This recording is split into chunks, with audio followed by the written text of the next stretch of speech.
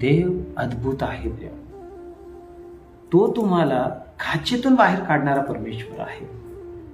तुम्हाला आठवतं का डॅनियलच्या पुस्तकामध्ये एकीकडे शब्द होते, एकीकडे शब्द होते, आणि ते शब्द काय होते? ते शब्द कुठेतरी एक प्लॅन करत होते की कुणाला तरी फसवायचं आहे. डॅनियल अध्याय 6 मध्ये.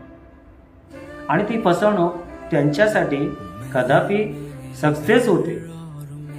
हो, पण प्रियानो मला तुम्हाला सांगायचं, कोणी कितीही प्लॅनिंग करो, कोणी कितीही काहीही करो, पण परमेश्वर तुमच्या पक्षाचा आहे, तर मनुष्य तुमचं काही करू शकत नाही. डॅनियलला सिंहाच्या गुहेत टाकलं, जो टाकणारा होता त्याला रात्रभर झोप लागली. लक्षात ठेवा, आपण त्या ख्रिस्ताचे लेकरं आहोत, आपण त्या जिवंत देवाचे लेकरं आहोत.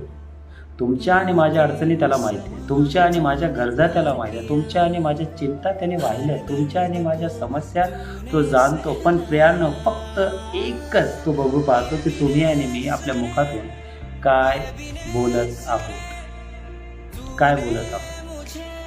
ज्यावेळेस डॅनियलला बघायला आले की डॅनियलला सिंहाने खाल्लं तर नाही ना, पण प्रियानो ज्यावेळेस बघितलं त्यावेळेस काय वाणी आली? माझ्या परमेश्वराने सिंहाचे तोंड बंद केले. हा आपला देव आहे. God is protect for you.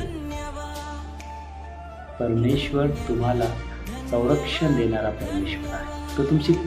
तो तुमची ढाल आहे, तो तुमचा कवच आहे. तुम्ही तुमच्या मुखातून काय करता? डॅनियल बोलू शकत होता, मी त्या गोष्टी केल्या नाही, मी ह्या गोष्टी आहे, मी त्या गोष्टी आहे, पण प्रियानो तो शांत आहे, तो शांत आहे. त्याला माहिती आहे. निर्गम 14:14 मध्ये काय म्हटलंय? ज्यावेळेस मोशे त्या इस्रायल लोकांना घेऊन, आता तांबडा समुद्र तिथे आहे, मागे फारोची सेना आहे, पुढे समुद्र आहे, लोक कुरकुर करत आहे, करावं काय? लोक बोलत आहेत. त्या ठिकाणी परमेश्वर काय म्हणतो? हे युद्ध तुझं नाही, कोणाचं आहे? तुला काय करायचंय हे युद्धामध्ये? ह्या युद्धामध्ये तुला करायचे काय? काही हत्यारं घ्यायचे, काय अवजारं घ्यायचे नाही, काहीच नाही. परमेश्वर म्हणतो तू शांत राहा, तू शांत राहा, हे युद्ध माझं. आणि त्यावेळेस त्यांच्या शांत राहण्याने काय होतं? देवाचा मोठा चमत्कार तिथे होतो. शांत राहिल्याने ते समुद्र दुभागल्या जातात, शांत राहिल्याने तिथे मार्ग सापडतो, शांत राहिल्याने ते त्या ठिकाणातून अर्थात ते त्या समस्येतून बाहेर निघतात. शांत राहिले. युद्ध आपोआप चालू आहे, युद्ध लढत आहे परमेश्वर, पण आपल्याला काय करायचं? शांत राहायचं. देवाला माहिती आहे. तुमच्या आणि माझ्या जीवनामध्ये परमेश्वराने एक अद्भुत वाणी दिली आहे. नीतिसूत्रे अध्याय 18 वचन 21 मध्ये असं म्हटले, जीवेच्या हाती काय?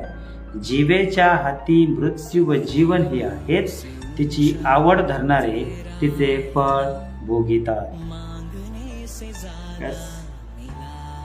जीवेच्या हाती मृत्यू व जीवन ही आहेत, तिची आवड धरणारे तिचे फळ भोगितात. विचार करा आपल्याला,